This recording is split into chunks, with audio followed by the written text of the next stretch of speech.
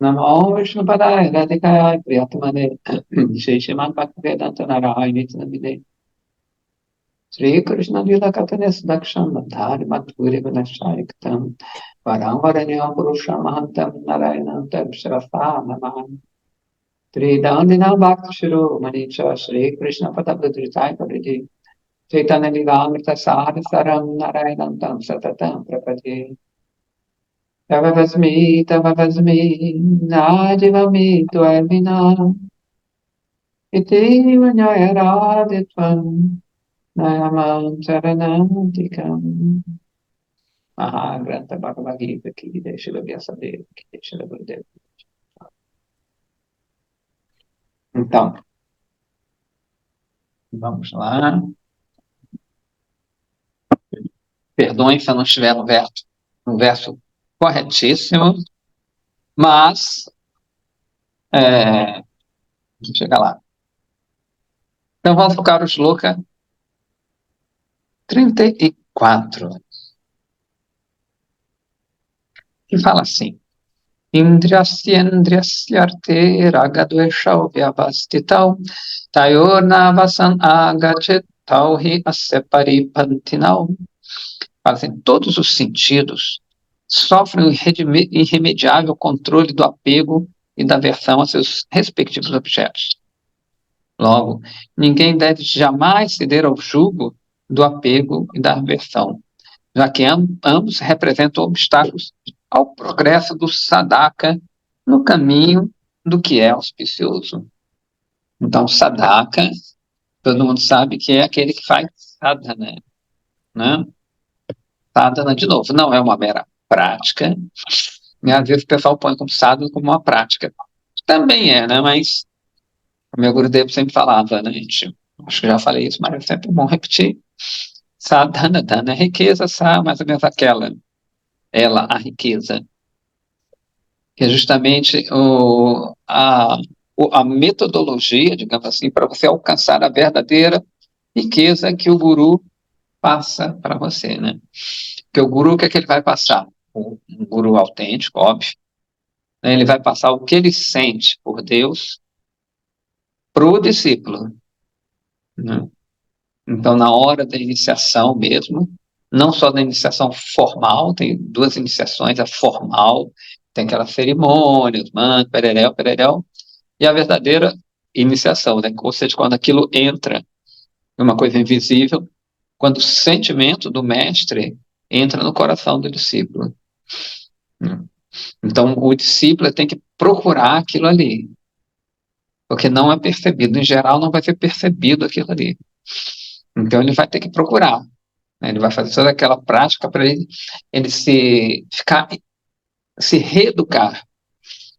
Já viram um filme antigo chamado My Fair Lady? Então, eram uns aristocratas, eles fizeram uma aposta com outro, né, aristocrata, claro. Falando, eles duvidaram, acho que é mais ou menos, faz muitos anos, eu era garoto quando eu vi esse filme, de como ele poderia mudar uma florista ignorante, não sabia falar e tudo mais, né? Então, esse aristocrata, ele é meramente uma aposta e ele faz todo um processo para educar aquela moça. E no final, essa moça vira uma dama, né? A dama ele apresenta para a sociedade, alguma coisa assim. Então, ele acaba se apaixonando por ela, inclusive. Então, é mais ou menos assim, né? Nós somos essa florista, né? Essa pessoa inculta, espiritualmente falando, não somos educados, não somos polidos, isso aí. E o guru dá alçada, né? Eu me lembro que ela andava com um livro assim na cabeça para não ter postura, tinha aquelas coisas de antanho, né, de antigamente. Então, esse era o sadhana, né? Essa prática que o mestre dá para você buscar aquela riqueza que, na verdade, está dentro de você, né? E chega um ponto que os dois se apaixonam, digamos assim. O discípulo percebe o verdadeiro valor do mestre.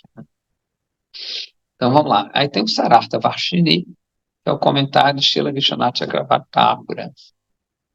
Então, fala assim, o Shastra, as escrituras, não tem como impor preceitos a alguém de natureza malévola. Portanto, enquanto não sentir o pesar decorrente da prática do pecado, este indivíduo não deverá permitir que seus sentidos vagueiem a esmo. A fim de explicar esse assunto, Sri Bhagavan fala esse shloka, esse verso, iniciado com as palavras indrasya, indriyasya. Nesse contexto, a repetição do termo indriya, que são sentidos, indica os objetos de cada um dos seus respectivos sentidos. Apesar do Shastra proibir olhar para a esposa alheia, tocá-la ou seduzi-la com presentes, um homem moral, mesmo assim, sente atraído a fazê-lo. Por outro lado, embora este mesmo homem, né, imoral, mesmo assim, desculpa, por outro lado, embora o Shastra determine que vejamos, toquemos, sirvamos e ofereçamos caridade ao Guru, o Shastra determina que vejamos, toquemos, sirvamos e ofereçamos caridade ao Guru, aos Brahmanas e aos lugares sagrados e aos hóspedes. O homem ímpio mantém-se avesso a semelhante comportamento. Não convém deixar-se influenciar por qualquer uma dessas mentalidades. Em outras palavras, não cai bem criar apego a uma mulher pelo ato de contemplá-la, tampouco ser malicioso com quem obstrui semelhante apego. De igual maneira, o aspirante no caminho da autorrealização não deve apegar-se a alimentos apetitosos de seu gosto, tampouco rechaçar alimentos secos, insípidos e objetos que não agradam. Da mesma forma, não deve apegar-se a ver ou ouvir a respeito do seu próprio filho, tampouco ser avesso a ver ou ouvir a respeito do filho de seu inimigo. Não convém influenciar-se por esses dois elementos, o apego e a aversão. Eis toda a explicação. Então, raga e doesha, né? Raga são os apegos e doesha é a aversão. Então, na verdade, ambos são faces da mesma moeda. Né? Tem a cara e a coroa, né? Essa moeda tem aversão e tem apego, que fazem parte da dualidade. Então, você estar apegado não é bom, mas também estar avesso também não é bom, que nada mais é do que outra face do apego, né? Não tem essas pessoas que ficam brigando com, não sei o que lá, né? Não gosta de homossexual, um exemplo. E quer bater no cara e tudo mais. No fundo, ele tem aquilo ali. Ele tem um apego grande por aquilo ali, né? Aversão é sempre apego, né? Então, é uma coisa que está uma junta com a outra. Então, o homem, como ele falou, né? O sadhaka, ele não pode ficar nem apegado, nem avesso às coisas. Na verdade, ele tem que ficar apegado a Deus, né? Krishna. Este é o verdadeiro raga. Raga, nesse caso aqui, quer dizer esse apego, mas raga também é aquela sede intensa por servir a Deus. Que a gente sempre fala aqui, né? Então, a pessoa, ela fica enamorada por Krishna e, naturalmente, ela não liga mais para as outras coisas. Naturalmente. E agora vemos ao Sarartha Varshini Prakashikavriti, comentário de Srila Gurudeva, ao comentário de Srila Vishwanath Chakravarti Thakur. Há duas categorias de sentidos, Jnanendriya, os sentidos de aquisição de conhecimento, e os Karmendriya, os sentidos funcionais. Os sentidos de aquisição de conhecimento são olhos, ouvidos, nariz, língua e pele. Acho que a gente já falou isso, mas tudo bem. Os quais aceitam a forma, som, aroma e sabor, e o toque, como seus respectivos objetos de prazer. Além disso, os sentidos funcionais são fala, mãos, perna, ânus e genitais, responsáveis por falar, aceitar, movimentar-se, evacuar e procriar. O praticante de Bhakti ocupa esses 11 sentidos, inclusive a mente, em diversas classes de serviço para o prazer de Bhagavan Shri Krishna. Ele não desfruta dos diversos objetos dos sentidos em separado para seu próprio benefício.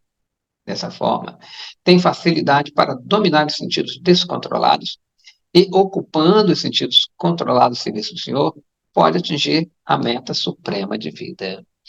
Então, como a gente estava falando, né, o padrão, por isso que eu acho que a gente já falou isso, o padrão desfrute no nosso, na nossa sociedade é, né, satisfazer os sentidos. Então, se eu gosto de um aroma X, eu vou procurar aquele aroma. Se eu gosto de satisfazer o genital, eu vou procurar satisfazer os genitais na forma que minhas ações anteriores me determinaram, né? Ou a língua em comer coisas que você tem é pré-determinado, na verdade. Então, a nossa independência é mínima, né? A gente já nasce trazendo padrões causados por ações anteriores. Então, essa coisa de você, sou livre para escolher, na verdade, não, né? A gente está tão muito apegado às ações anteriores. Shilabhaktivinoda Thakura cita as seguintes palavras de Krishna: ó Arjuna, se você acha que a aceitação dos objetos sentidos por parte das divas fará com que a maioria delas se vicie ainda mais nesses mesmos objetos, em consequência do que elas ficariam impossibilitadas de libertar-se do cativeiro a seu dever religioso, ouça então o que tenho a lhe dizer. Não é verdade, prossegue Krishna. Não é verdade que todos os objetos sejam prejudiciais ao avanço espiritual das divas. Apenas o apego e a aversão das divas aos objetos sentidos é que são seus piores inimigos. Então, apego e renúncia, isso não tem a ver com número e não tem a ver com objetos, é uma coisa interna, correto? Enquanto você tiver este corpo material, precisará aceitar os objetos dos sentidos. Por essa razão, deve aceitá-los e, ao mesmo tempo, né, controlar seu apego e aversão a eles. Se agir assim, conseguirá lidar com os objetos dos sentidos sem ficar agrilhoado a eles. Acabará se desapegando deles pela eliminação gradual do apego e da aversão decorrente de se identificar falsamente com o corpo, como sendo eu. Né? Em suma, você cultivará Yukta Vairagya, a renúncia adequada. Eu não orientei a subjugar o apego aos objetos e às atividades relacionadas a mim. Sri Bhagavan. Ou a tudo aquilo que estimula a sua bhakti. Tampouco o orientei a não ser avesso a objetos ou atividades que sejam obstáculos à bhakti. Pelo contrário, apenas aconselhei-o a controlar o apego e a aversão associados ao prazer egoísta e promotores de um temperamento contrário a bhakti. Procure entender isto. Então, em geral, a gente tem aquele padrão, né, de renúncia à pessoa que não tem nada. Ele não tem nada. Inclusive, a gente é muito influenciado por esses programas, né, e filmes que mostram sempre aquele yogi magro, esquálido, cabelos longos, que está no gelo, ou em farrapos. Isso não é um sinônimo de desapego. Não é sinônimo de desapego. Né? Pode estar profundamente apegado ao seu desapego. Você pode estar muito apegado ao seu desapego. Inclusive, uma vez eu estava no Nepal, né? E tinha muitos yogas assim, né? Quer dizer, assim, e teve um que ele se inchou assim, ele parecia até uma cobra naga quando fica. Quando ele viu uma foto, ele ficou assim todo, né? Uma pessoa que queria tirar foto. Então, não é isso, né? Ele falou aqui também, Yukta Vairagya, que é justamente a suposta renúncia que não, que na verdade a verdadeira renúncia que não está apegado a volumes, a coisas externas.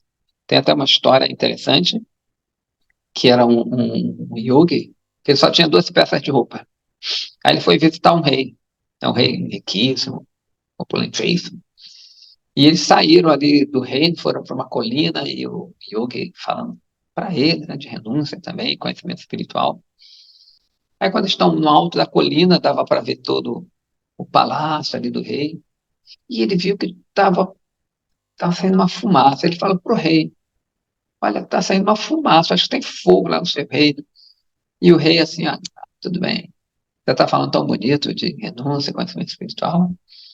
E continuou falando, mas Yoga ainda meio preocupado, e viu umas labaredas, e ele ficou muito preocupado e transpareceu isso para o rei. O rei falou: Pô, mas vem cá, por que você está tão preocupado com fogo aqui?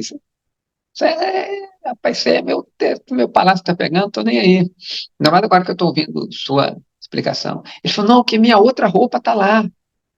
Né? Ele só tinha duas roupas. E uma ele deixou lá. Ele falou: Caramba, minha outra roupa está lá. Né? Então, quantidade não tem nada a ver com apego ou desapego. Você pode ter muitas coisas e não estar apegado. Né? Aliás, você só pode se desapegar daquilo que é seu. Então, o Bhakta, ele reconhece que nada é dele para ele poder se desapegar. Seria até uma coisa meio egoísta, meio negligente. Né?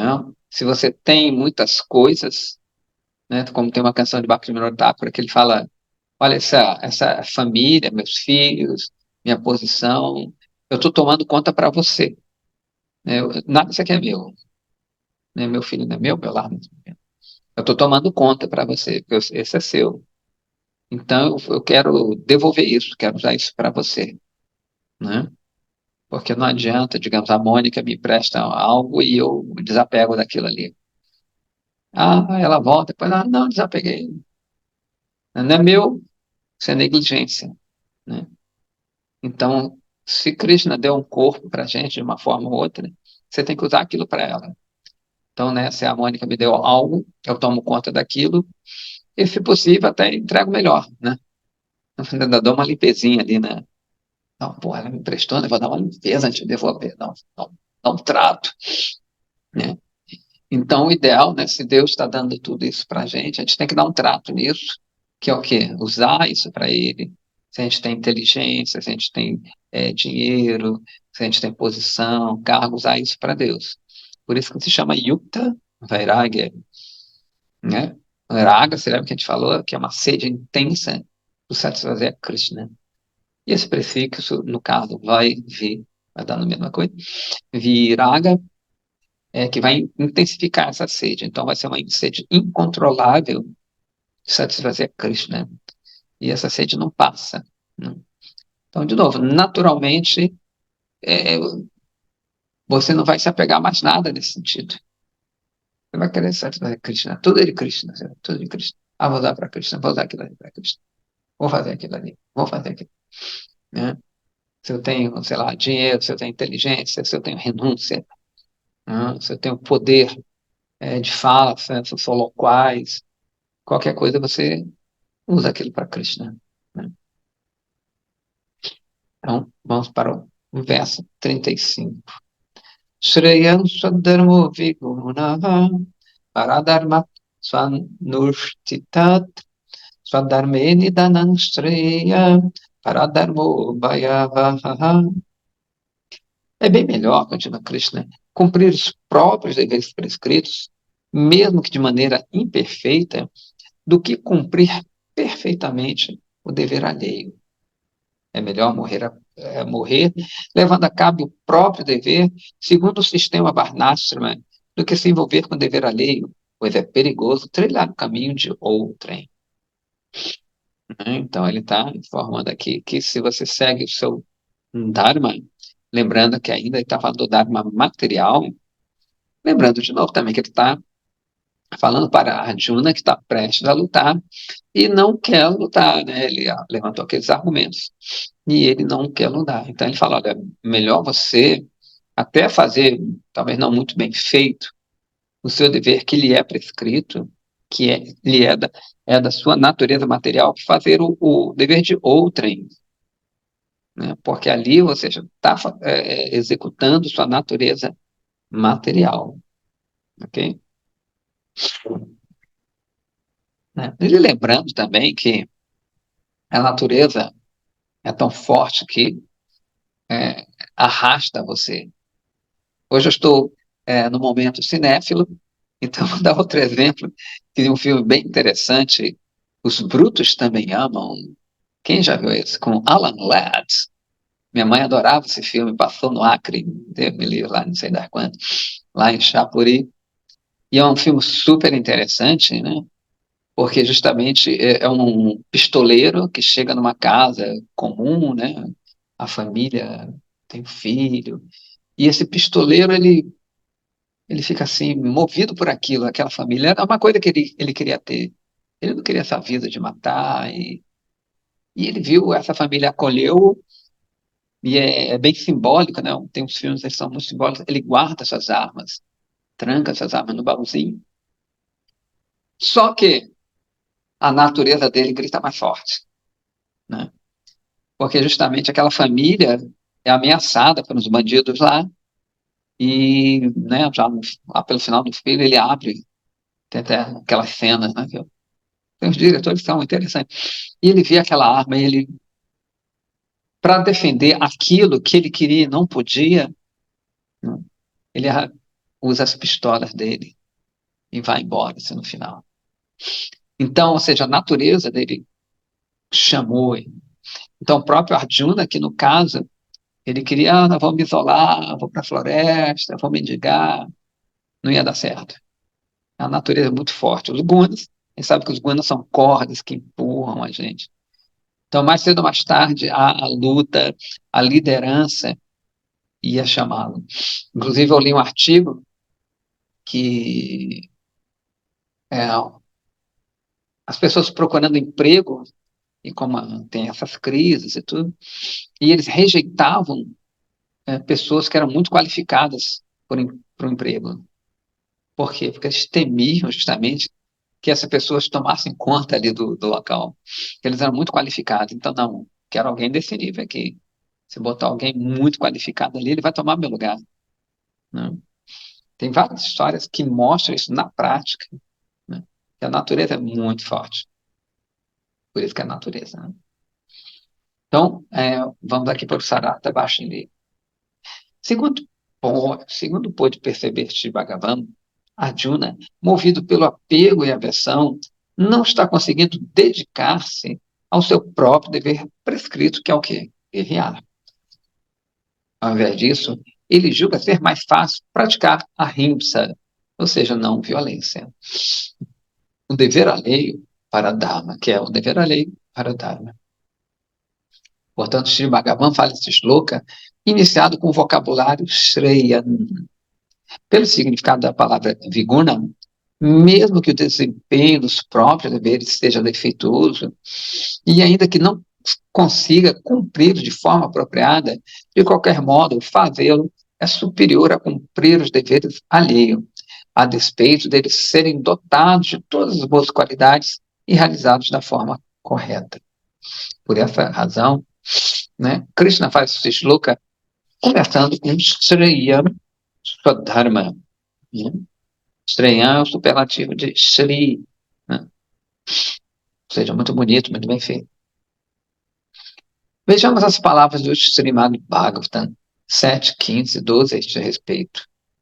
Vidharma paradharmascha abhasa upama chalaham adharma sakha panchema dharmano dharmavatyajet. A árvore da irreligião, do Adharma, né, tem 5 galhos. Vidharma, prática de atividades contrárias à religião. Paradharma, cumprimento dos princípios religiosos alheios. Abhasa, simulacro de princípios religiosos. Upama ou Upadharma, prática de princípios que só aparentam ser religiosos. E Chaladharma, prática de religião enganosa. O verdadeiro conhecedor dos princípios religiosos deixará de lado essas práticas por encará-las como atos proibidos. Né? Então, traduz aqui Dharma como religião, Dharma quer dizer natureza. Né? O Vidharma a gente vai ver que são vi, esse prefixo que a gente falou também quer dizer oposto, né? Dependendo do contexto, seria oposto. Então, são práticas contrárias ao Dharma. Para Dharma, que é o cumprimento dos princípios religiosos alheios, que é o caso que ele está falando aqui. Né? A basa é como se fosse uma sombra, uma semelhança dos princípios. Parece que é, mas não é. Upama, upa, Dharma, é coisa que parece ser religioso, mas não é também. Upa é perto, chega perto, upa, Dharma. Chega, é similar, mas não é. E Chala, que é a prática da religião enganosa que a gente vê muito por aí, né? As pessoas usam Deus para se satisfazerem de uma forma ou outra. Inclusive, tem uma, não sei se vocês conhecem, a teologia da prosperidade, não sei se vocês já ouviram falar, né? Que é justamente que fala, né, que você, se você é pobre, quer dizer que você não está com Deus. Né? Se você não é bem-sucedido, você não tem Deus. Porque se você tivesse Deus, você seria bem-sucedido. Deus não quer que você seja pobre, Deus quer que você seja rico, próspero. Né? É uma teologia recente, mas que tem suas raízes bem lá atrás. Né? Então, Deus é rico, como é que vai ter o filho pobre? Né? Tem umas coisas assim. Inclusive, é interessante que no livro de Jó, quem conhece também, minha mãe sempre falava, é pobre que nem Jó. Né? Jó era um grande devoto de Deus, né, na Bíblia, e um dia o diabo chega a Deus e fala assim, também, ele tem tudo, pô, tem tudo. Claro que ele gosta de você, te adora. Quero ver se não tivesse nada. Meio louco esse diálogo, né? Mas tudo bem, coisas da Bíblia. E Deus fala assim, então tudo bem, você pode tirar tudo, não mata ele não, mas pode tirar a riqueza dele. Aí o diabo vai lá e tira a riqueza dele. Né? E Jó continua firme ali no seu propósito, firme e forte. E o diabo vai lá de novo, também tem a família dele, fala, mata todo mundo. Aí morre todo mundo, morre empregado, morre todo mundo. Aí o diabo vai ficar nessa, né? O diabo fala, mas ainda tem saúde, tira a saúde dele, só não mata ele. Né? Então, por fim, uma coisa mais interessante é que chegam dois supostos amigos dele e apregou essa teologia da prosperidade. Você deve ter ofendido a Deus, porque você está pobre, que você tem sem nada. E Jó fala que não, né, na verdade, não. E ele continua com a fé dele, Jó, e o que acontece? Tudo depois é recuperado mais ainda. Toda a riqueza, todo os empregados, todo mundo volta ali e ele é mais abençoado, né, digamos assim. Na verdade, ele já era abençoado pela sua fé firme. Hum. Ok? Então, isso é só um exemplo, né? Ninguém fala essa parte de Jó, o pessoal só fala a primeira parte. Enfim, vamos agora para o Sarartha Vashni Prakashika Vritti, que é o comentário de Shri Gurudeva, o comentário de Shri Vishwanath Chakravarti Thakura.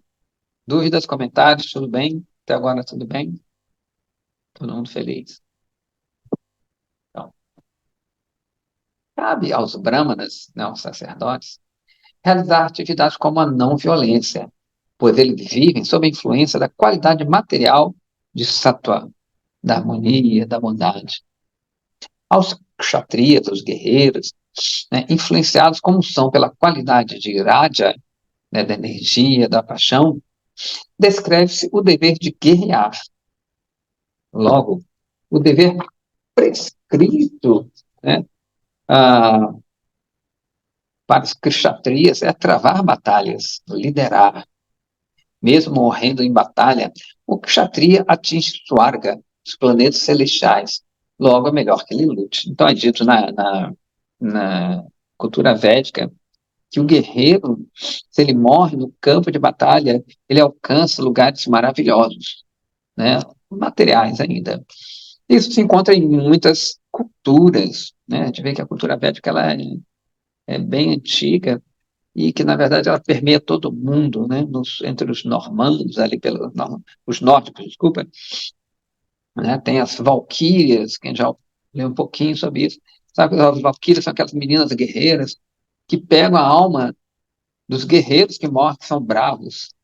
Então elas vão, levam a Valhalla, né? Ao reino de Odin.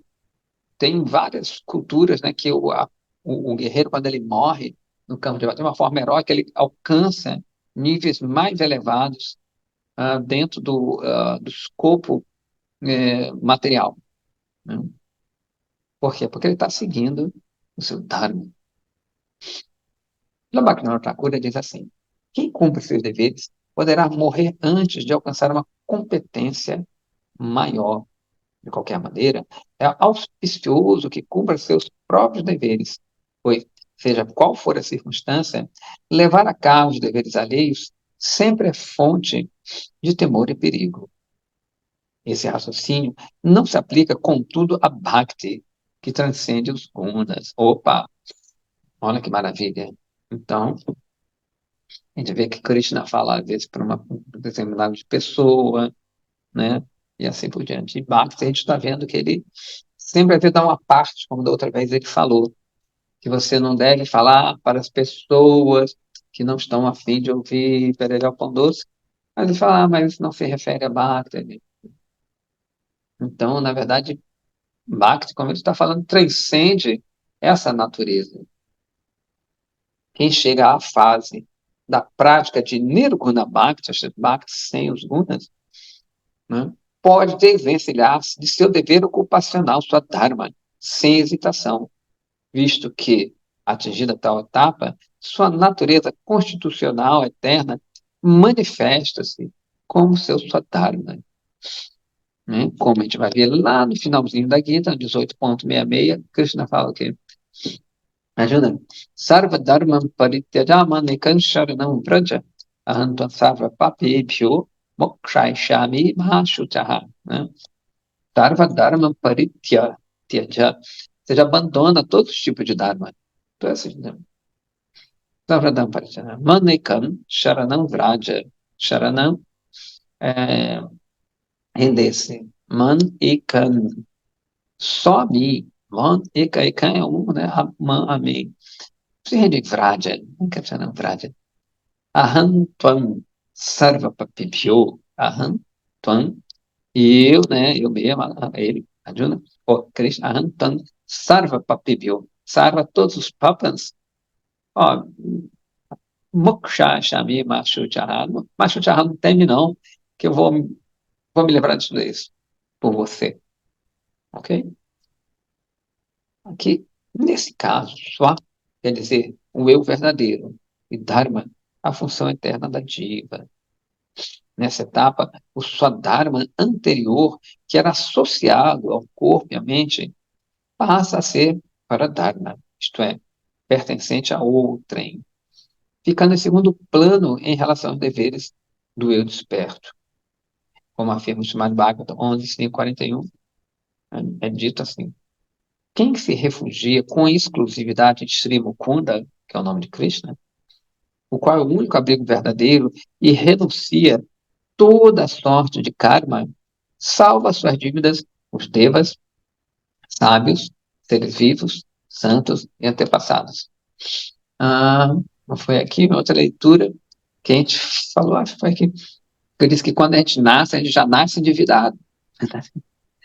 Né? Já nasce endividado, não anda com essa cara, não. Você já está Não, não é bom, não. Não gostei disso, não. Pois já é. A gente não gosta, mas já nasce endividado. Mas Com já os nasce dedos, de idade. né? Com os pais, com vários seres. Né? É, É, eu não tenho ar, a gente respira, a gente bebe água, né? A gente se movimenta, ah, tudo isso é fornecido pelos devas, pelos aqueles seres. Então, entendi. todo mundo tem que dar conta, não tem a SEDAI, não tem que pagar a conta de SEDAI, que inclusive está muito cara. Então, tem a SEDAI máxima né, tem a conta de ar de oxigênio também. Então, a gente já nasce É, endividado, já vem a conta, né? não tem a conta. Por isso que tem várias cerimônias que são Hum, justamente para você. satisfazer esses seres. Porém, né, quem realmente está em outro nível, todas essas contas já são saldadas, né? Quem é amigo do rei, não paga nada. E ele continua, né? Ainda no Srimad Bhagavatam 11.20.9, declara assim: Tavat karmani kurvita na nirvidita yavata matkata shravanaldo vashrata yavanta najati. Para alguém ainda não inteiramente desapegado do hábito de desfrutar dos resultados de suas atividades, karma, e cuja fé no processo de bhakti e de ouvir acerca dos meus passatempos ainda não evoluiu o suficiente, é compulsório dedicar-se a seus deveres prescritos. Por outro lado, os bhaktas de Bhagavan, os renunciantes, não têm propósito a cumprir ao se ocuparem em karma. Ou seja, o que é que a gente está vendo nesse terceiro capítulo aqui, né? Que enquanto a gente ainda tem apego, enquanto a gente está preso aqui, a gente tem que fazer os nossos deveres, executar os nossos deveres. Só pode realmente renunciar a tudo isso quando você está em outro nível, né? Quando você está completamente apegado a Krishna. Como eu falei, citei esse verso que já é no último capítulo, um dos últimos versos. Ou seja, ele não está falando para Arjuna agora, nesse momento, fazer isso. Só depois que Arjuna passa, imagina por 17 capítulos, no final desse ele fala, olha, aí sim, Arjuna, agora pode chutar o balde transcendental. Antes, não. Você tem que fazer isso, isso, isso, isso. Isso, às vezes, gera problema. A gente vê muito isso, pelo menos já vi bastante isso, que a pessoa, ela confunde e acha que está em outro nível.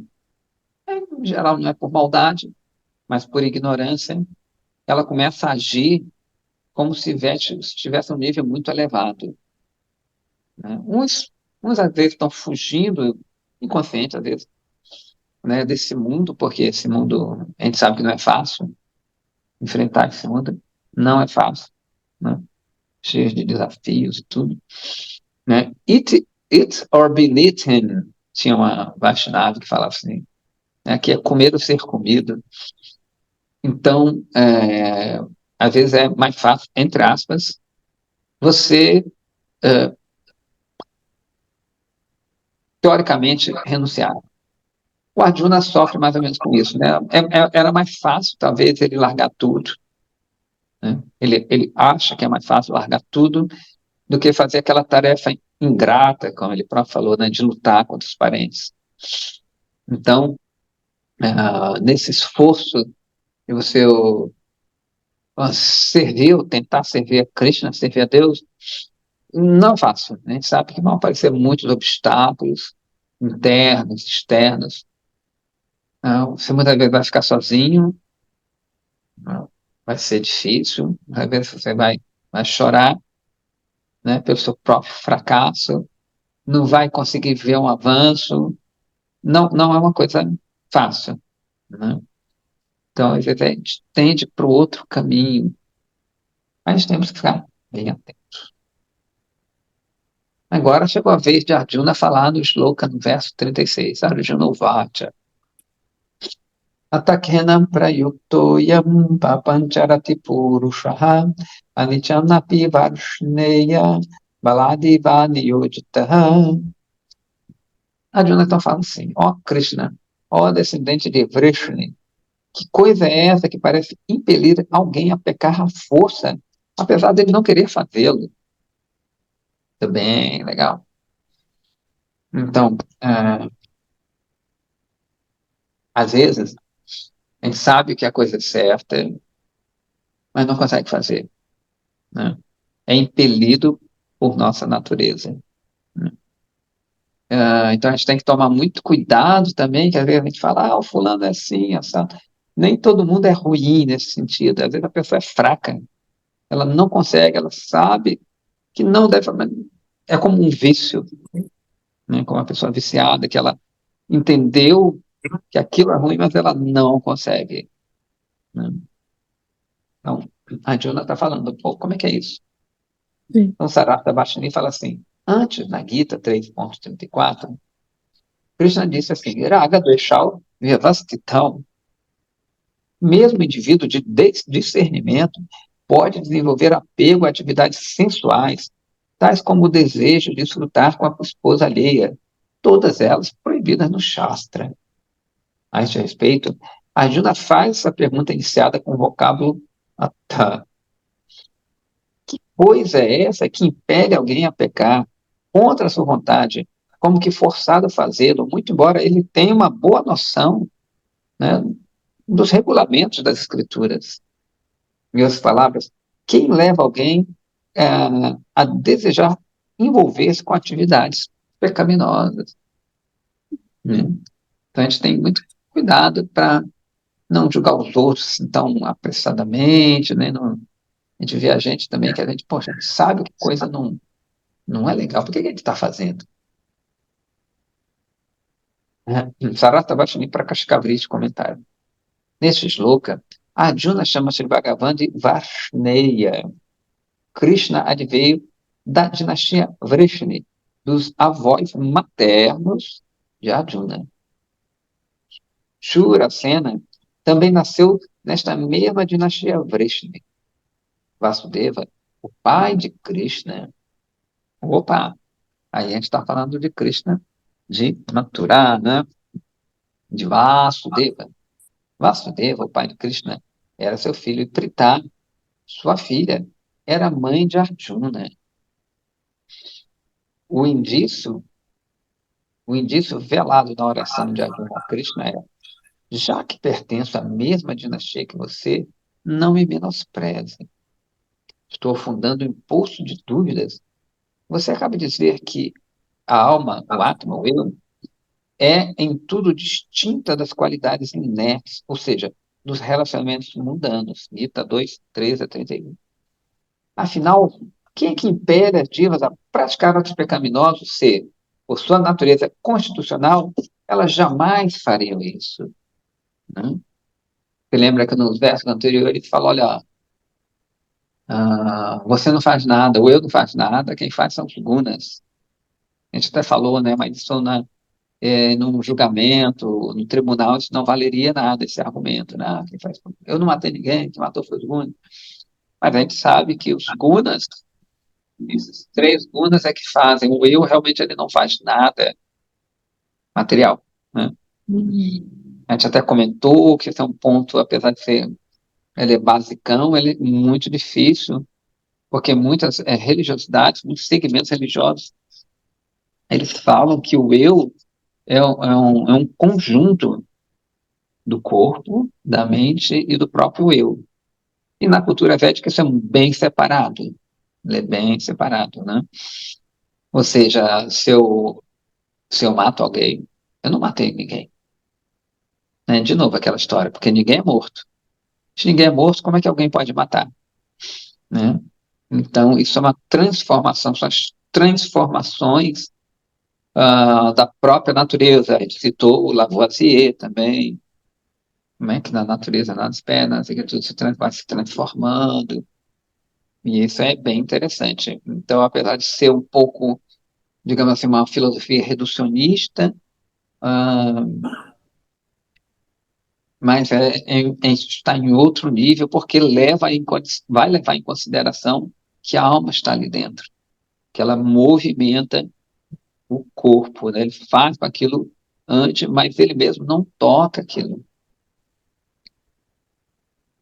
Então, versos 37, Sri Bhagavan Uvacha, Kama Esha Krodha Esha Rajoguna Samudbhavaham Masa Mahashano Mahapapma Vidina Iva Vairyam. Disse Sri Bhagavan: esta luxúria, ou seja, o desejo de desfrutar dos objetos sentidos, que acaba se transformando em ira, surge da paixão. Ela tudo consome é extremamente aterrorizante. Agora você já sabe quem é o inimigo primário dos seres vivos nesse mundo. Então ele está falando, né, que é a luxúria, não a luxúria como a gente pensa aqui, né? É o desejo, vem de cama, tanto que cama esha, no certo está cama, como a gente já sabe, ela não precisa ver como luxúria, mas é desejo, que ele vai se transformar em krodha, kama esha, krodha esha, na raiva, se ele não é satisfeito. Né? Fala que já quando essa força opressora ah, que nasce. Né? Então, ele fala que essa luxúria é isso que comanda essa pessoa, por isso que isso tem que ser refreado. Então, vamos para o comentário. Em geral, Kama, o desejo de usufruir dos objetos sensórios, impede o ser vivo a pecar. Essa luxúria também se manifesta sob uma forma diferente, a ira, krodha. Isto se percebe a olhos vistos.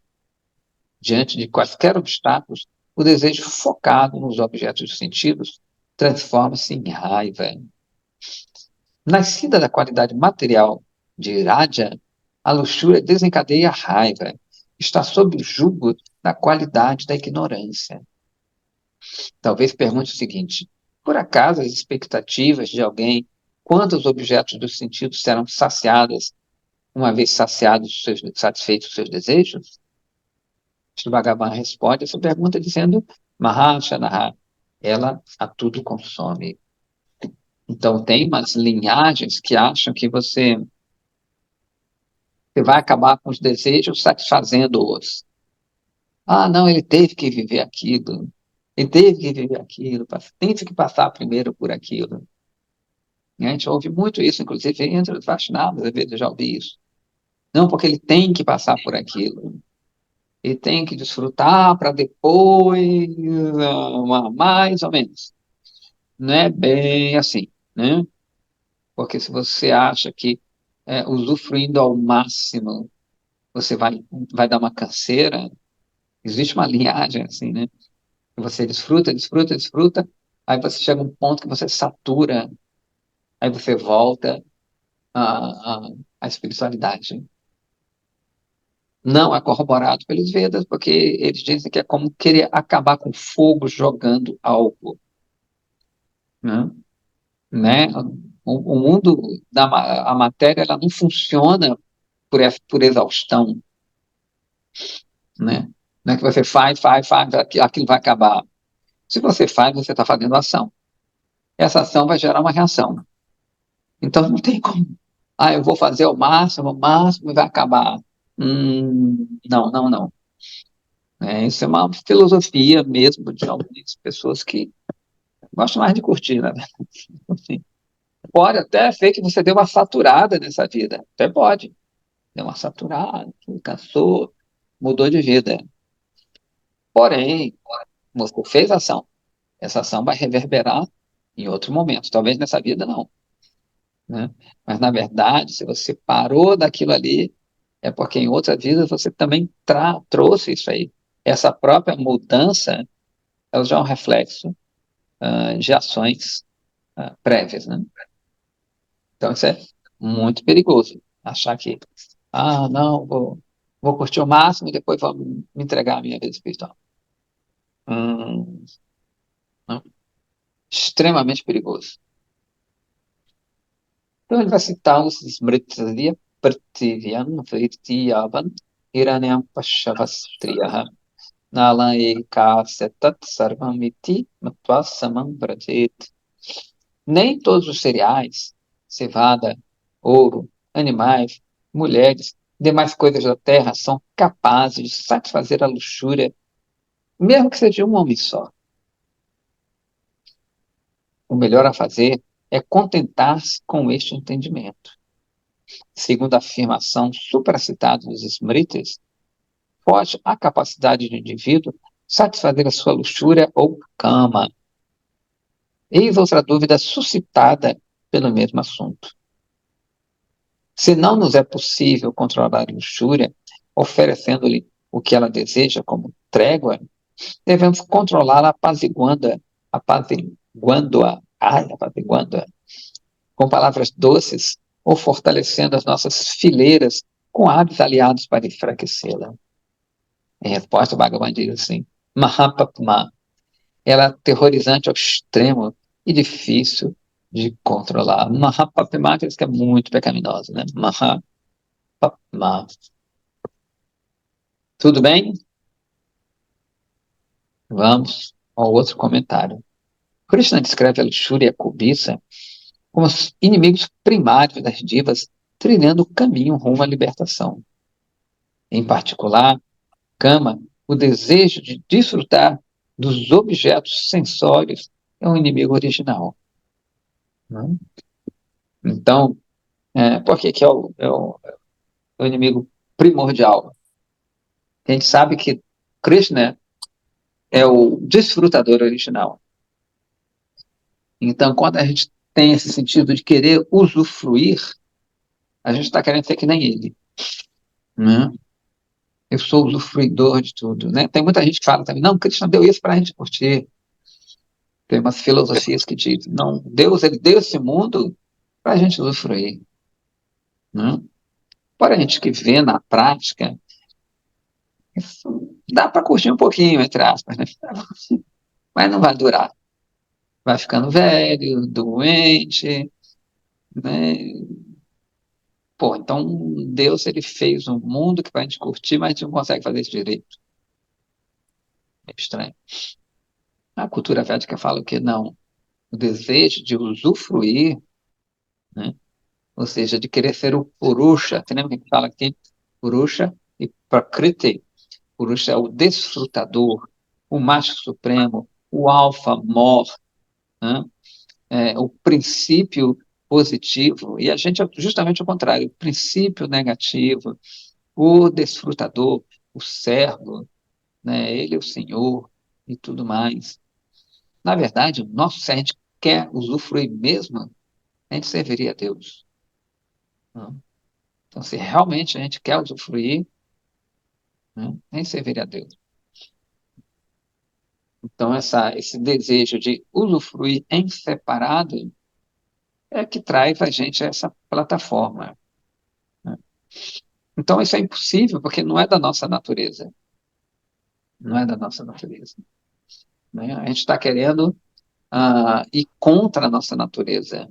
Por isso que ele está falando aqui de Dharma, sua Dharma e assim por diante. A nossa natureza é ser desfrutado pela divindade. Na verdade, isso dá um prazer do caramba. Mas, como a própria natureza intrínseca não é buscar esse prazer, a gente não busca esse prazer.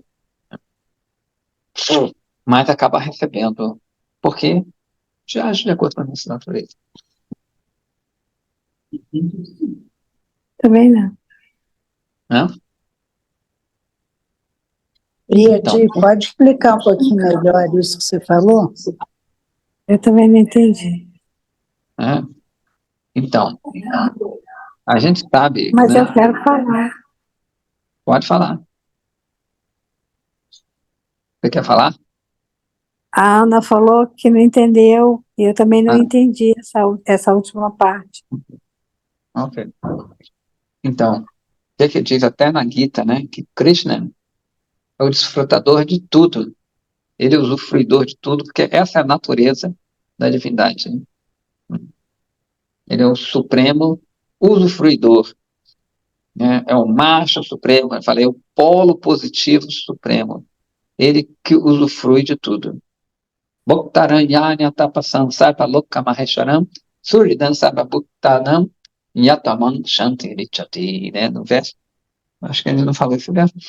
Bhaktaranyanya tapasan, Krishna é o desfrutador de tudo. Né? Ele é esse princípio usufruidor. Né? E a gente é o princípio usufruído. A gente falou de Shakti e Shaktiman, né? Ele é o dono dessas energias. A gente até deu exemplo, se lembra do cara super rico, do Elon Musk, alguma coisa assim? Que ele, né, acorda na sua mansão, todo mundo serve o cara. Ontem mesmo eu estava falando com um rapaz, um devoto, que ele trabalha no iate, uma mulher riquíssima. Ele falou que não existe a palavra não. Mas como é que é? Não, a dona quer. A gente não fala não, né? Nós somos servo dela, não, ela está pagando a gente. Dentro do iate, mulher riquíssima, tem mais tripulante do que convidado. Ele falou que são 11 pessoas de tripulação, e olha que é um iate pequeno, né? Fala, não existe não, é o que ela quer comer, o que ela quer, ela que manda, a gente não fala não, né? É óbvio que, né, aqui, essa submissão é feita pela força, pelo poder do dinheiro e assim por diante. Para a gente, é a força do amor, uma coisa natural, assim. Quem ama, é porque, como a gente não ama, a gente quer usufruir separado. Quem ama não quer isso. Quem ama quer servir só, né? Ele não quer, na verdade, quem ama mesmo, não quer nem não quer recompensa. Não quer recompensa. Ele faz o prazer dele, apesar dele não buscar, é fazer com que o outro seja feliz. Srimati Radharani, que é o ápice, o pináculo, o sumo bono desse serviço, desse amor, ela fala assim: se eu souber que tem uma moça que dá mais prazer a Krishna do que eu vou até a casa dela, bato na porta dela, me atiro aos seus pés e falo assim: eu sou sua serva, eu vou varrer o chão que você pisa, eu faço tudo para você. Então, ou seja, ela não está procurando o prazer dela, ela quer servir a Krishna, mesmo que ela fique sendo o capacho daquele que serve a Krishna. Isso para a gente aqui no mundo é fraqueza. No mundo transcendental isso é força. Uhum. Para a gente aqui é fraqueza. Não, cara, está sendo humilhado. Né? Pô, cara. No mundo daqui, porque isso é baseado em força. Né? Ou seja, dando exemplo do barco ali, a mulher que está pagando ele. Então, o cara, mesmo que ele não gosta do negócio, ele vai fazer. Está pagando ele. Né? E o medo de perder a recompensa. Radharani, ela não quer recompensa. Quem não quer recompensa, né? If you have nothing to lose, já dizia o Bob Dylan. Mas ela não tem nada, assim, entre aspas. Na verdade, ela tem tudo, né? Ela tem esse amor de Krishna, ela domina Krishna. Tem um livro de Gurudev chamado Controlado pelo Amor. Que ele fala, assim, também, assim, dos templos, né? Vocês não devem controlar os outros pelo poder, pelo medo, sim pelo amor. Né? Sweet Surrender. Uh, No More, tem uma música. Hoje eu estou meio inspirado pelas coisas do mundo. É uma música do Brad, antigo também, fala assim: no more retreat, just a sweet surrender. Sem mais reservas, apenas uma entrega doce. Né? Ele não está entregando por dinheiro, sweet surrender. Estou me entregando porque eu te amo. Não quer mais nada. Não tem nenhuma reserva mais. Né? Então, essa é a pessoa a quem assim rende, ela fica dominada, Krishna fica, cai o queixo. Na verdade, cá entre nós, quem manda nele é ela, né? Vive da força do amor dele. A própria Yashoda é mãe de Krishna, né? Krishna ele fica pequenininho, né? Krishna vira um bebê por causa dela, né? Krishna ele fica submerso, né, Krishna pequititinho, ah, ele não consegue nem carregar os tamanquinhos do pai dele. Tamanquinho, cara, pequenininho, né? Mas por quê? É a força do amor. Né? O pai dele nunca vai ver ele como Deus, que justamente ia dar nisso. Se o pai dele vê ele como Deus, pô, ele não precisa de nada. Pô, fica até tô com medo. Então Yashoda vai, ó, aperta, puxa a orelha de Krishna. É dito que é aquele cuja morte personificada teme, a própria personificação da morte teme Yashoda. Teme mãe Yashoda. Aquele que é onisciente, né, que rege Samvit Shakti, essa energia do conhecimento, ele fica bobo, ele fala, né, Krishna assim, ele olha para a lua e fala assim, mãe, eu quero a lua, eu quero a lua, eu quero a lua. Aí a Yashoda fala assim, essa lua é toda feita de leite. Isso é mesmo? Ela é feita de leite. Ou seja, ele fica ignorante perto dela, né? Tudo isso se desfaz. Não é que ele fica ignorante assim, né? Mas na história, essa grana toda ela se desfaz. Por quê? Por causa do amor dela. É ele que cria essa ilusão, ele é iludido. Não é mesmo? Então, esse é o poder de Prema. Prema Purushottamaham. Esse é o diferencial do Gaudiya, né? Ele é controlado. Imagina, Deus ele controla. O controlador supremo, né, o Parameshvara, ele é controlado por esse amor. Os amigos de Krishna derrubam Krishna, derrotam Krishna, fazem com que o próprio Krishna carregue esse amigo. Então, esse é o poder de Prema. Então, né, voltando aqui à nossa história, o que acontece? Como eu estava explicando, a gente está fazendo esse papel, a gente quer ser o Krishna, né, o controlador, mas a gente acaba sendo controlado pela matéria. Então, as coisas se revertem. No momento que a gente perde esse poder, né, abandona esse poder de querer ser o poderoso, aí a gente fica cada vez mais poderoso do amor, no poder do amor.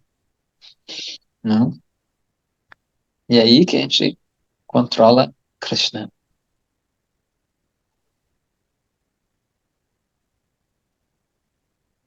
Então, continuando aqui, né? Eu vou acabar esse verso, a gente... Krodha, raiva, é apenas uma das suas transformações do desejo, né? Uma das definições de luxúria é Mahasham, inimigo cujo estômago nunca fica cheio, que a gente estava falando. Srimad Bhagavatam comprova de fato a contar histórias da vida de Yayati Maharaj. Aí, quanto mais óleo de manteiga se joga na fogueira, tanto mais ela se intensifica. De igual maneira, quem satisfaz os desejos luxuriosos, em vez de eliminá-los, só faz intensificá-los. Esse Yayati Maharaj, ele já está coroa, assim, mais velho, e ele casa com uma menina jovem, bonita, e ele quer usufruir dela. E ele pede para um dos filhos, né, alguns filhos, para que trocasse. Ele tem uma benção que ele podia trocar a velhice dele pela juventude deles. E Puru aceita, que é um dos filhos. Né? Bharata não aceita, né? Bharata é o filho dele. Não aceita, fala, não, quero continuar a vida espiritual, não vou fazer isso não, para com isso. E Puru aceita. Fica velho, e a Yati começa a desfrutar das coisas, mas depois ele se toca, né? Ele não era uma pessoa comum. Ele se toca e, caramba, e devolve a juventude para o filho. Mas você está citando esse caso que justamente ele já estava coroa e tudo, e não queria usufruir, né?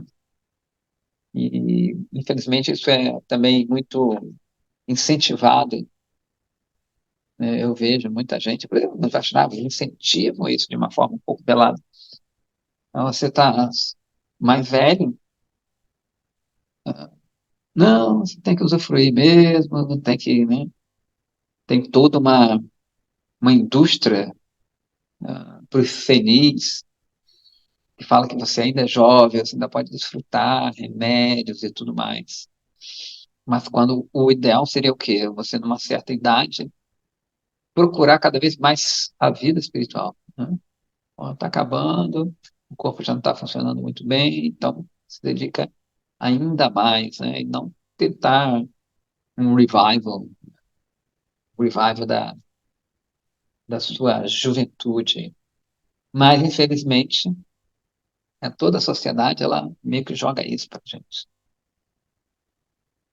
Então, eles citam o mesmo verso, né, e falam assim, há 4 princípios pelos quais você pode controlar o inimigo. Apaziguamento, sama, suborno, dama, divisão, poder, veda,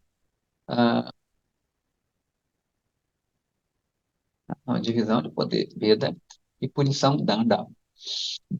Nesse contexto, segundo explica este Bhagavan, não é possível controlar esse inimigo extraordinário, a luxúria, praticando os princípios de apaziguamento e suborno, ou dividindo-lhe o poder para enfraquecê-lo. Com isto, ele indica que devemos usar o princípio da punição, danda, para controlar o desejo de desfrutar dos objetos dos sentidos. O shloka a seguir traz mais esclarecimento sobre o assunto. Pode-se destruir o inimigo, a luxúria, ao se adquirir a arma do conhecimento do eu, Atma Jnana. Né? Quando você tem esse conhecimento, ele fala depois para Arjuna, com a espada do conhecimento, corta o nó da ignorância. E quando ele fala danda, punição, né, você se escotear, né, ficar ajoelhado no meio. Né? Tem um sábio, Yanyapaca, se não me engano, que fala, não sei, não me lembro o nome dele, fala que assim que eu acordo, eu dou chineladas na minha mente. Né? Ou seja, eu canto os mantras, eu faço minha prática logo pela manhã, dando chineladas na minha mente, nesse sentido. Né? De você punir, né, o danda literalmente quer dizer vaga, né? Ou seja, vaga também pode ser aquele dandavat, né? Você, ou seja, todos os seus sentidos, o dandavat, ele representa o quê? Que todos os seus sentidos, eles estão ali, vão por terra, né? Nariz, a boca, tudo eles estão por terra. Então, esse danda é punir nesse sentido, né? De você cantar os mantras, fazer sua prática todos os dias. Você começa a doutrinar a sua mente. Então, não sei de vocês, mas se quiser eu faço mais um, não sei como é que está o tempo de vocês. Deixa eu ver como é que é longo. Não é tão longo. Ou se não, se tiver alguma dúvida, alguma coisa, um comentário. Mônica Nobre e Ana Priya, eu Lúcia. acho que podia, são 8h15 já quase. Tá de bom tom com vocês? Eu estou na rua e depois eu ainda vou para casa. Muito bem. Então é isso. Estou na rua, estou na casa da Tânia. A gente parou, então vamos para o verso 38. 3, 38. Tudo Tá bem, bom. então, todo mundo entendeu tudinho, né? Obrigada, Priya. Eu que agradeço. Dandavat pranams a você e a Chitra. Obrigada, Priya. Minha jovem. Radhe Radhe.